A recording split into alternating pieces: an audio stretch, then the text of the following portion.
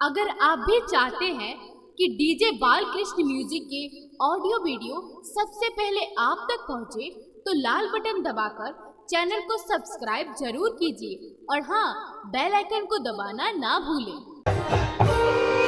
चले चले तहाँ सब ले कहीं निकला के पुरख दर भंगिया सखी, निकला के पुरख दर भंगिया, निकला के पुरख दर भंगिया सखी, निकला के पुरख दर भंगिया, निकला के धोती रे निकला के कुर्ता, निकला के धोती रे निकला के कुर्ता, निकला के धोती रे निकला के कुर्ता, निकला के धोती और निकला के कुर्ता, निकला के सिर पे पगड़िया हो, निकला के सिर पे पगड़िया हो।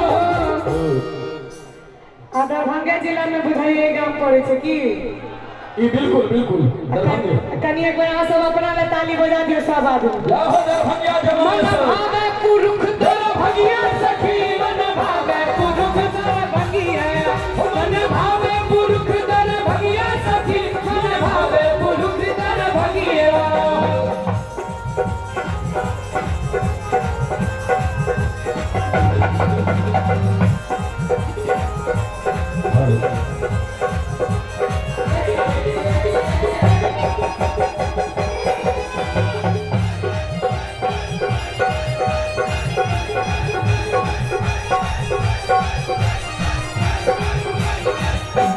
नीक लगे दही रे नीक लगे चूड़ा, नीक लगे दही रे नीक लगे चूड़ा, नीक लगे भोजन में रहू के मुड़ा, नीक लगे भोजन में रहू के मुड़ा।